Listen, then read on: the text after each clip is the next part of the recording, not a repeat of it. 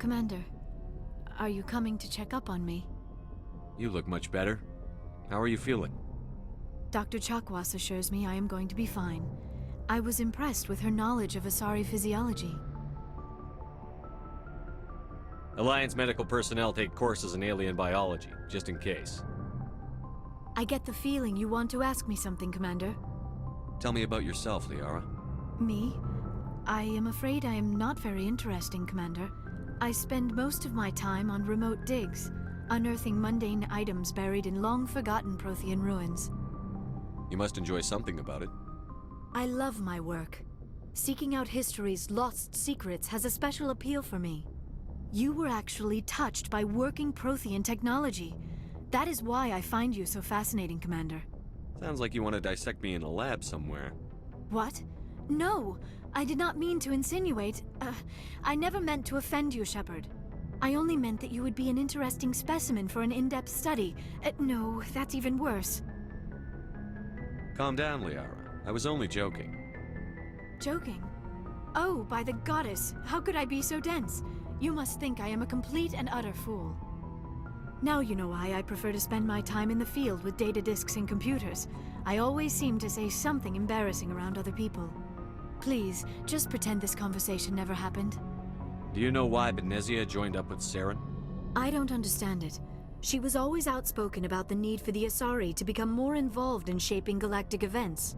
Maybe she thought allying herself with Saren would somehow be for the greater good in the long run.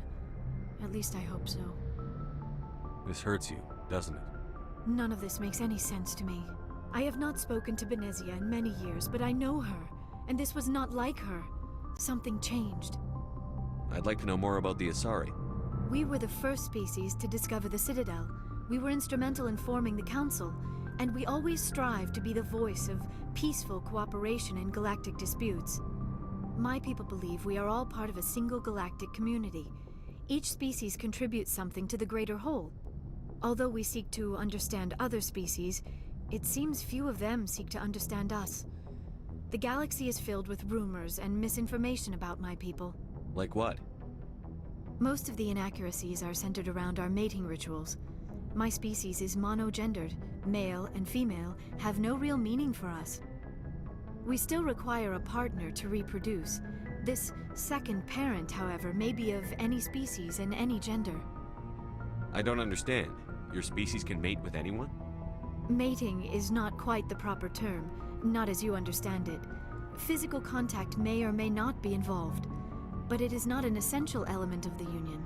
The true connection is mental. Our physiology allows us to meld with other beings. We can touch the very depths of their minds. We explore the genetic memory of their species.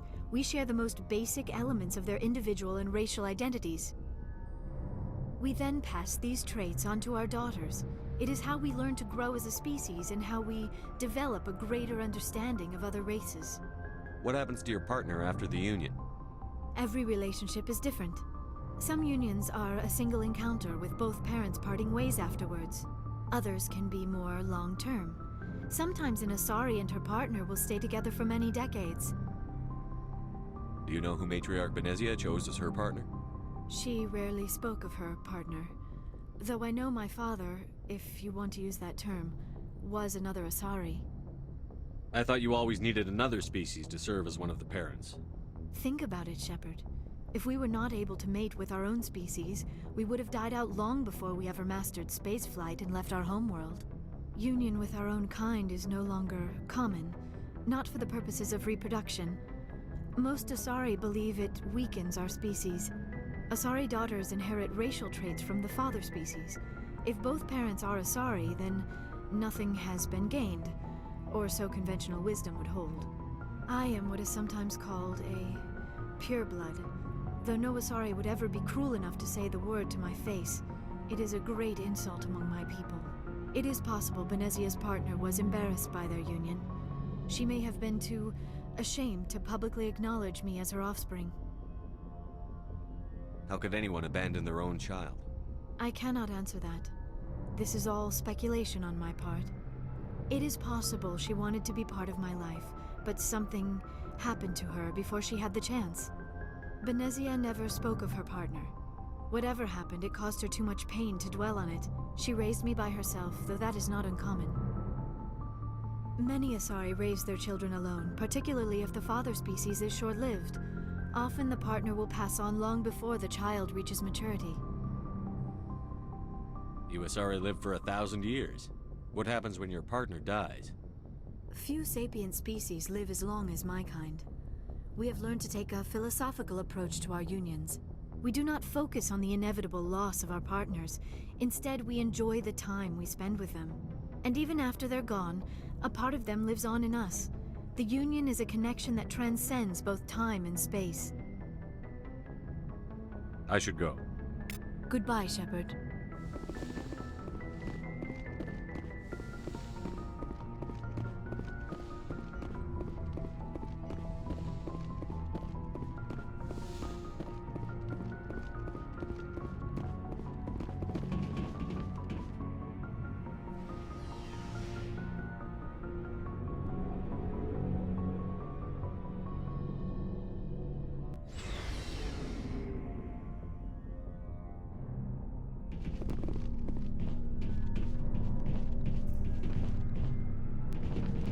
Commander, good to see you. You've been with CSEC a while. Have you seen much action? Well, not as much as you, but yeah, I've seen some interesting things. I'll bet you have. Anything in particular that stands out? I remember this Solarian geneticist I was sent to investigate. That case was a bit disturbing. What happened? Why were you investigating them? I was tasked with tracking black market trade on the Citadel. Most of it harmless, nothing I needed to pursue. But during the course of my investigation, I noticed an increase in the trade of body parts, organs mostly. We usually get a few of those, but not the numbers I was seeing. We weren't sure if there was a new black market lab or if some freak was harvesting organs from citizens. You've seen this before on the Citadel? Every so often, some lab sells unwanted parts through the black market, but they're not as bad as the psychos. I remember this one Elcor diplomat we caught in my first year on the job. He was hacking people up and selling their organs. Had the station in a bit of a panic. But this case wasn't that clear-cut. Turns out there was more going on than we first realized. So how did you figure out what was happening? First, we got a hold of a sample and ran DNA tests. The weird thing was, the match led us to a Turian who was still alive and was very convinced he'd never lost his liver. After a bit of digging, I discovered this Turian worked briefly for Dr. Salion, the geneticist. So I went to his lab hoping to find evidence of cloned organ development, but there was nothing. No Solarian hearts, no Turian livers, not one Krogan testicle. You're kidding, right? Why would anyone want Krogan testicles? Some Krogan believe that testicle transplants can increase their virility, counteract the effects of the genophage. It doesn't work, but that doesn't stop them from buying. They'll pay up to 10,000 credits each. That's 40,000 for a full set. Somebody's making a killing out there. What did you do about the geneticist? I brought in some of his employees for interrogation, to see if I could get them to talk. While I was interviewing one of them, I came across something suspicious. You mean threaten? Was that really necessary? Maybe, maybe not. Either way, it paid off. One of my detainees started bleeding profusely during the interview. We offered to patch him up, and he got frantic, freaked out. I ordered a full exam to find out what was going on. Our medics found incisions all over his body, some of them fresh. That was our big break. These people weren't just Dr. Salion's employees. They were test tubes, walking, living test tubes. He was growing parts inside these people? Exactly. He cloned their organs right inside their own bodies, then he harvested them and sold them off. Most of the victims were poor. He'd pay them each a small percentage of the sales, but only if the organs were good. Sometimes an organ wouldn't grow properly, so he'd just leave it in them. Most of them were a mess, but only on the inside, hidden so nobody could see it. I hope he got what he deserved. That's the worst part. We never caught him. Why not? What the hell happened? He ran, blew his lab, grabbed some of his employees, and headed for the nearest space dock. By the time I found out, his ship was already leaving. He threatened to kill his hostages if we tried to stop him. But you went after him anyway, right? I ordered Citadel Defense to shoot him down, but CSEC headquarters countermanded my order.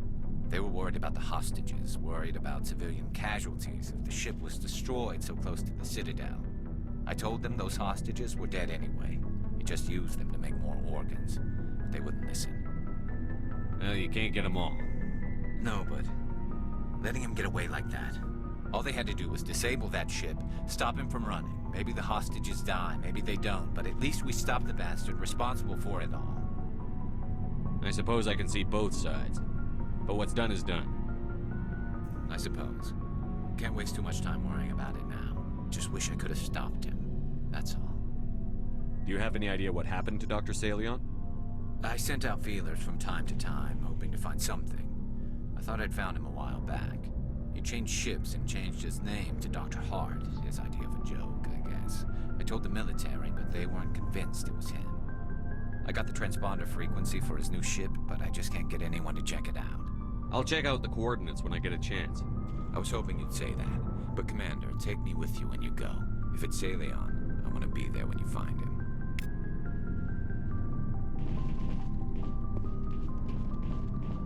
Oh, before I go, you said you're serving with Commander Shepard now? We saw him on the news here. He's cute. Later, sis. Tell me you didn't hear that. Afraid I did. Oh, shoot me now. One of my sisters. That's Sarah, the youngest. Surprised to see you here, sir. Thought you'd be chatting up, what's her name? T'Soni? Liara, why would you think that? Scuttlebutt says you got a bit of a thing for her. I could understand why. The crew's off limits with the regs against fraternization. And at least she looks like a woman. You think I'm interested in Liara because she's the only one I'm allowed to date? So you are interested in her. Of course, it could be politics. Alien diplomat's daughter, us under orders to make nice with the bug-eyed monsters. What's up? You didn't come by to eavesdrop on Family Mail. Your family seems to be important to you. Yeah, we've always been close. Me and my sisters especially. With Dad on duty so much, I had to help Mom raise them. Did your father serve with the fleet? Yeah, took any crap posting he could get that offered space time. You know what? He worked his ass off trying to get recognized, but he never made it above serviceman 3rd class. He was real proud when I made Chief. First thing he did was salute. What about your mother? You haven't mentioned her. You must know what military wives are like. Strong because they have to be, able to raise kids while Dad's away on a 6-month cruise. She has a degree in planetary geology. She and Dad both wanted to see new worlds. She gave up her career to raise us, though. You have more than one sister? Sounds like a big family. Yeah, I'm the oldest, then Abby, then Lynn. Sarah's the youngest. She's still in high school. With 4 girls, Dad used to say he felt more outnumbered at home than on maneuvers. Where did you grow up? All over. We transferred a half a dozen times before I finished grade school. You go where personnel command sends you, right? I guess that's why I'm so tight with my sisters. We'd have to leave all our friends every 2 or 3 years. You're lucky to have a close family. Oh, sorry, I forgot about your family situation. Or lack thereof. Relax, Williams. I've dealt with it. Asked me to clear a bunker of armed hostiles? No problem. Dealing with the foot in my mouth? Not so good with that. Things were tense between Sarah and me for a while. Then we bonded. Sounds like a story. Feel like sharing? Sarah got herself a boyfriend who wanted to go faster than she did, Mike. I didn't think he was a bad kid, just pushy. Lynn would send me these worried vidmails, and I'd tell her to relax. Where were you when this was going on? I was on active duty. Sarah's graduating high school this year. This was only a couple of years back. They were on Amaterasu. At the time, I was assigned to Chernobog. Same cluster, but a dozen Hellwire away. Close enough to talk regularly, too far to make it back in an emergency. I couldn't afford a fast packet flight. Sounds like that situation didn't last. Mike thought they'd go for a romantic walk in the woods, because he figured it was past time they did the deed. She levered Mike face first into a tree and left. Didn't have a scratch on her. Good thing Mom and Dad had us all learn some kind of self-defense. I took emergency leave and walked Sarah to school for a few days. You traveled all the way home to walk your sister to school. It was only a dozen light years, like a day's cruise. It's not like I was going to Earth or something. My last day out, Mike was waiting for us. Sarah had told her friends, so everyone at school knew what he did. He wasn't happy. I wanted to snap him in half, but Sarah gave me this look, this let me handle it, I need to do this alone look. She kept her cool, God bless her, as he screamed in her face. She just let him vent. Then he tried to punch her. I swear, she just flowed around him. Next thing I knew, he's face down on the sidewalk, and there's blood everywhere. That's unbelievable. Sarah must be as good as you. Better. I'm more or less a straight-up puncher. When he swung, she wasn't there anymore, and he fell. She helped him stop the bleeding and had me call an ambulance. She told the paramedics he fell. Before they took him to the hospital, Mike touched Sarah's arm. I thought he was gonna end up on the ground again. But he hung his head, whispered, "I'm sorry," and started crying. And she hugged him. The Williams women are a decisive bunch, Commander. We do things when we're ready. Not before, not after. Your sister's something else. But you didn't mention your father at all. Was he on deployment? Dad always wanted to serve in space, but he wanted us to have real ground under our feet. He'd say, space is beautiful, but you can't raise a family there. I cannot rest from travel. I will drink life to the lees. All times I have enjoyed greatly, have suffered greatly, both with those that loved me and alone.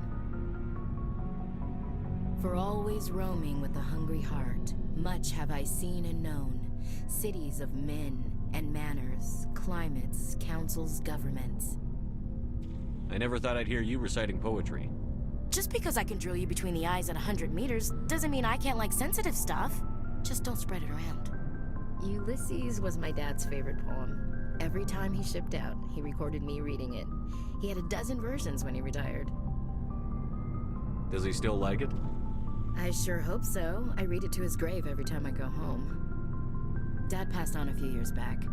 He's probably still watching, though. So behave. I thought you said he was dead. You know, from heaven, wherever that is. That's not a problem with you, is it? That I believe in God? You know that old saw, there's never an atheist in a foxhole? I've been in a lot of foxholes. Yeah, I guess you have. I've met a few people who were really weirded out by my faith. Because I work in space, I can't believe in a higher power? Jeez. Hello, have you people looked out the window? How can you look at this galaxy and not believe in something? I should get back to my duties. Didn't mean to take up so much of your time. What's your opinion on the last mission? We lost a lot of the colonists. I don't see how we could have done more, but I still feel bad about it. You alright? That must have been like what you saw in Elysium. Elysium was worse. They had children there. I didn't think of that. I'm sorry. We'll talk later, Williams. Looking forward to it, Skipper. What do you want, Shepard? Why did you become a mercenary? Lots of reasons. Such as? Such as, I needed to get out of our system. I needed to eat. I needed to survive. Why not stay and help your people? I tried to help. That's why I had to leave. What happened? I was betrayed. I was head of a small tribe. We were trying to restore order after the war, but the other tribes were against us. They followed Jared, one of the few warlords who survived the war with the Turians. But he was old, and so were his ideas. He wanted to continue the war. He wanted us to fight. Turians, Solarians, each other. It didn't matter who, as long as we were fighting. What did you want? I just wanted Jared to shut up, to stop his ranting. I wanted him to stop leading the tribes astray. But he couldn't understand how much things had changed. we didn't have the numbers to go to war. Even if we did, the genophage made sure we couldn't replenish our numbers fast enough. I told them all to forget about war. We needed to focus on breeding, at least for one generation. And for a while, we were getting through. Some of the tribes started coming around. I take it the warlord didn't appreciate that. No, he didn't. He arranged a crush with the tribes. A meeting on neutral ground. He wanted to talk. We met at the Hollows, near the graves of our ancestors. The skulls of our dead laid bare to remind us where we come from, and where we all go. It's as sacred as any Krogan place can be. Violence is forbidden. It sounds like a trap to me. You must have suspected as much. I did. But when your father invites you to a crush, well, there are some laws that even we hold sacred. Jared was your father? He was. Until that day.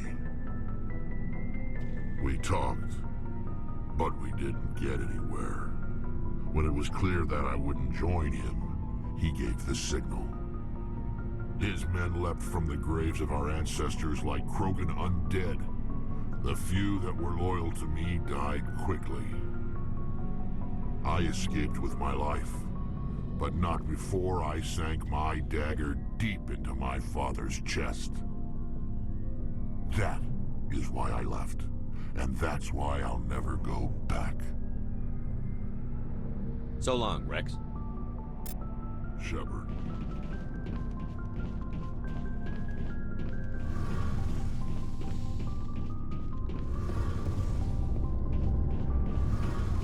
Oh, hello, Shepard.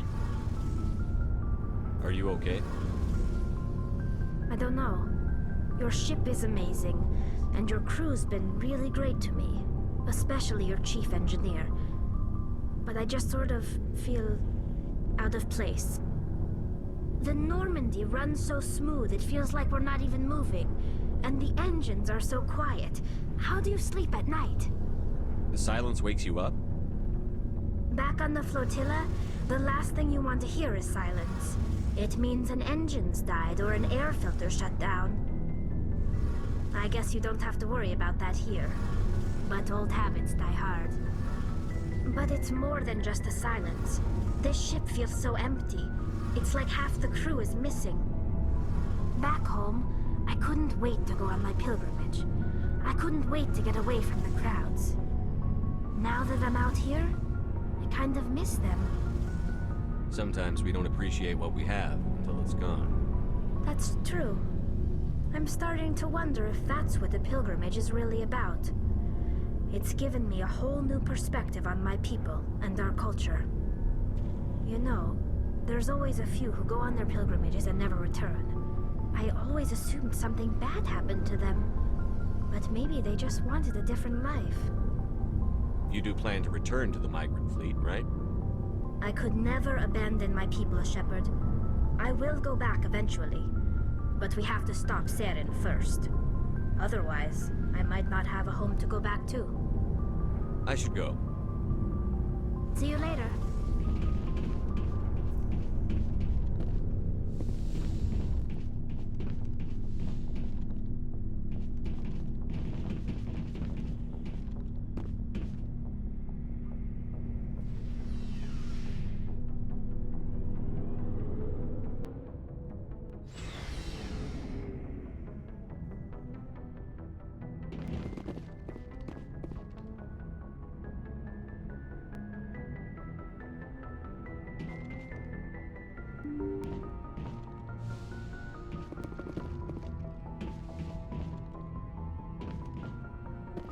Good timing, Commander. We got a transmission coming in from the Citadel. Top priority clearance. Is it the ambassador? It's not his signature. I think it's from the Council. I'll patch it through to the comm room.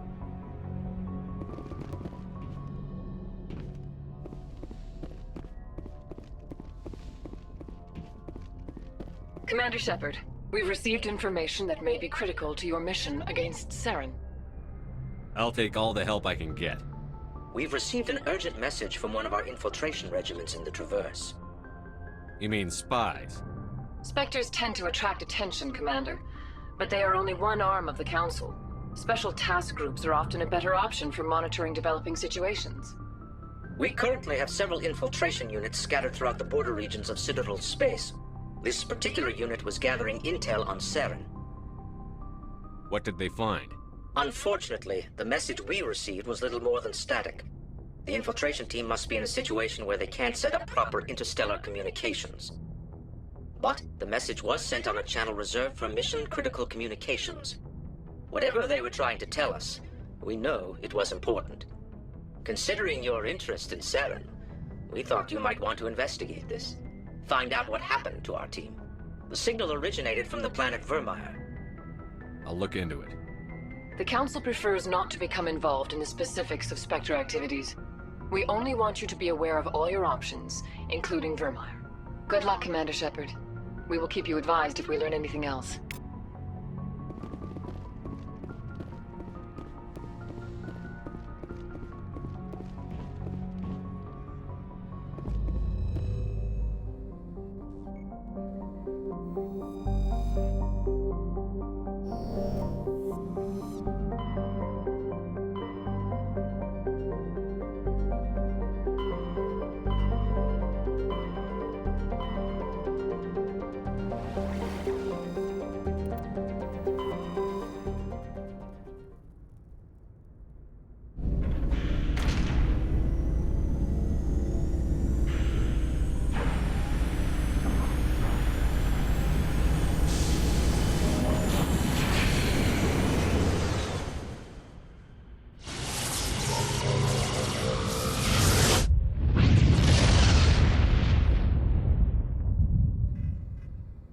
Commander, urgent message from Alliance Command coming in.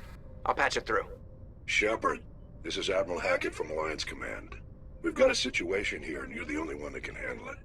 What do you need, Admiral? There's an Alliance training ground where we test weapons and technology in live fire simulations. One of the VIs we use to simulate enemy tactics in the drills is no longer responding to our override commands. It's gone rogue. Are you telling me this computer is thinking on its own? We're not stupid, Shepard. This is a virtual intelligence, not a true AI. It's not self-aware, and it can't access any external systems. We didn't do anything illegal here. Virtual intelligence support is critical to our military success. VIs process thousands of status reports and react in nanoseconds. No human can do that. We need you to fight your way through the training ground of the VI core and manually disable it. Don't worry, Admiral. I'll take that thing out. I know Spectres answer the Council, but you're still human. You're still part of the Alliance military, and right now we need you. The VI controls all the facility's weapons, drones, and automated defenses. You're the only one that can pull this off, Shepard.